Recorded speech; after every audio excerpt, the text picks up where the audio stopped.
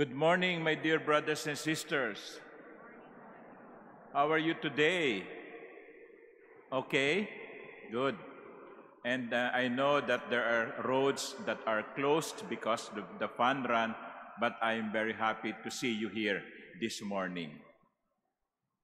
Let us begin our reflection with the first reading from the book of Job.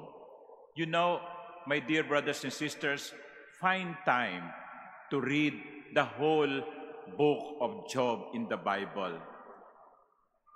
Once you are home, open your Bible in the Old Testament, look for the book of Job, and you will see there a very beautiful story.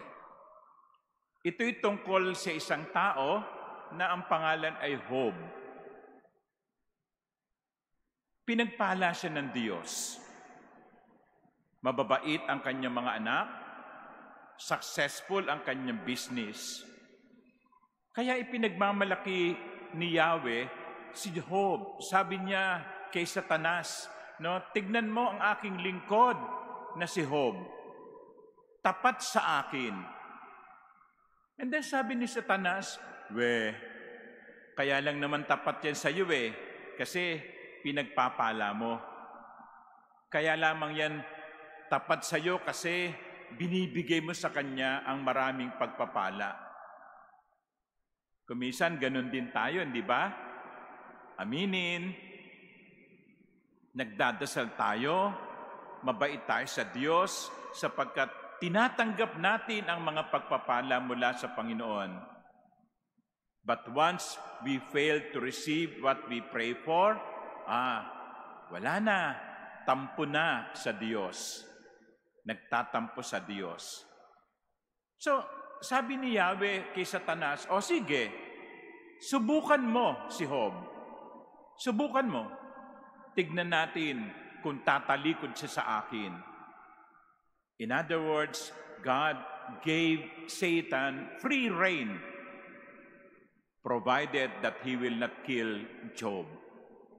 And so, one tragedy came after another. Sa buhay ni Job, nagkasunod-sunod ang kamalasan. Namatay ang kanyang mga anak, nalugi ang kanyang negosyo, at sa bandang huli, pati siya nagkasakit. Pero hindi niya tinalikuran ang Diyos. You know, my dear brothers and sisters, before this story of Job, people believe that tragedies happen to people because they are being punished by God.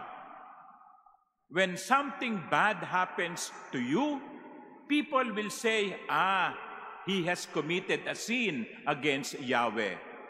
So, bad things were associated with sin. You are sinful, therefore it will happen to you. And sometimes, still now, some people think that way. Bakit naman nangyayari sa akin to? Wala naman akong nagawang masama. Kapag merong nangyaring masama, agad-agad iisipin, pinaparusahan ako ng Diyos. But you see, with the story of Job, that mentality, that presumption is erased. Because even to good people, bad things happen. Even to good people, bad things happen. Kahit po ang isang tao ay walang ginagawang masama, kahit nagsisimba linggo-linggo, nagkukomunyon tuwing nagsisimba, gumagawa ng mabuti sa kanyang kapwa, posible pa ring mangyari sa kanya ang kamalasan. Kaya wag tayong magtataka kung kahit wala naman tayong ginagawang masama, minsan dumadating ang kamalasan sa buhay. Bad things happen to good people. But the question is this: when do we really say things are bad? When do we really say, or when can we really say that some things, events, happenings are bad news? We do not know. Because sometimes what we think is bad is good after all. Merong isang pamilya, nanay, tatay, at isang binatilyong anak na lalaki.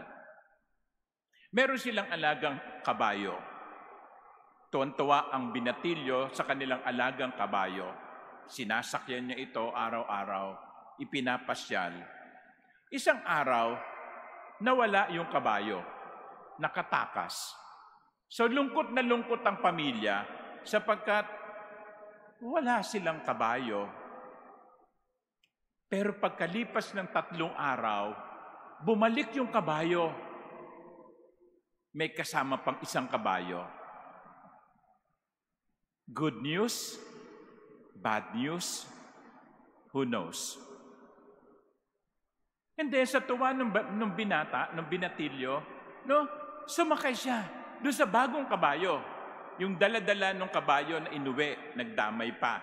No? So sa kanyang kagalakan, yung pagsakay niya, umalma yung kabayo. Kaya nahulog yung binatilyo at nabalian ng buto. Good news? Bad news? Who knows? And then, pagkalipas ng 1 linggo, dumating ang mga sundalo. Nagre-recruit ng mga bagong magsusundalo dahil may giyera. Nung nakita nila yung binatilyong pilay, bali ang buto, sabi nila sa magulang, hindi pwede ito. May diferensya. Good news, bad news. We do not know.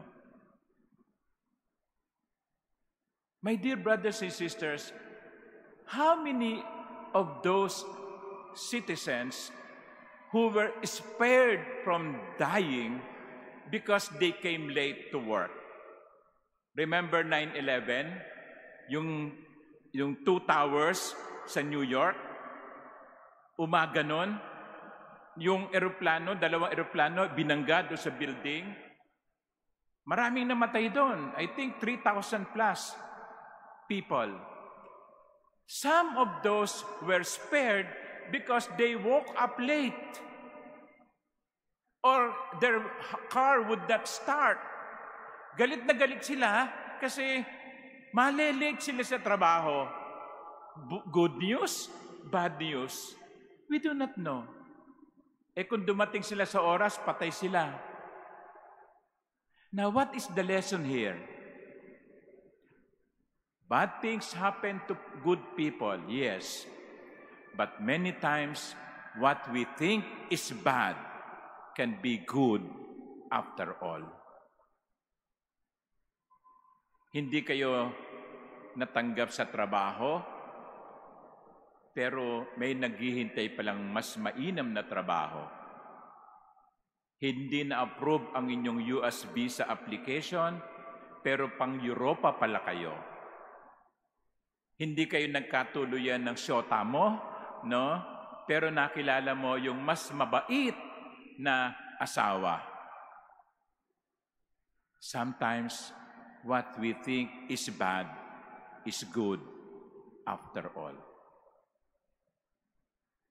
Now, let us just remember 2 things based on the gospel. Number 1, the Lord wants what is good for us.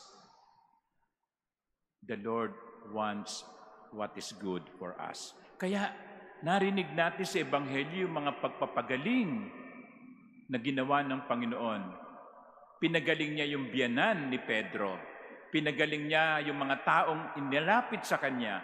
Pinalayas niya ang mga demonyo sa mga inaalihan nito.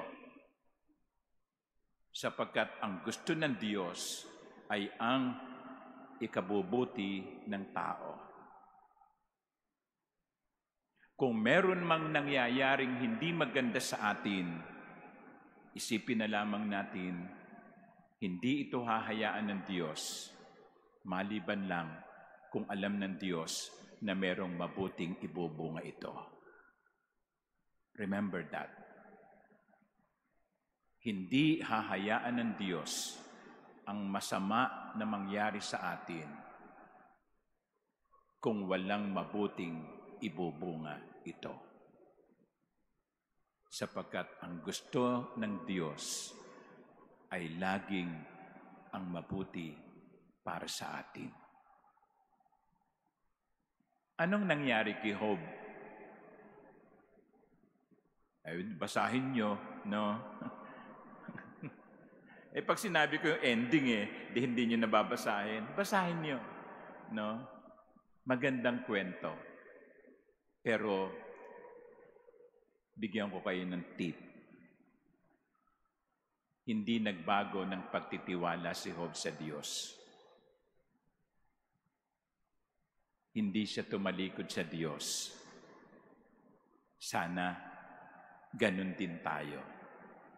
Pag dumarating ang mga pagsubok sa buhay, pag sunod-sunod na dumarating ang mga kamalasan, sana maging katulad tayo ni Job, laging nagtitiwala sa Diyos. Amen.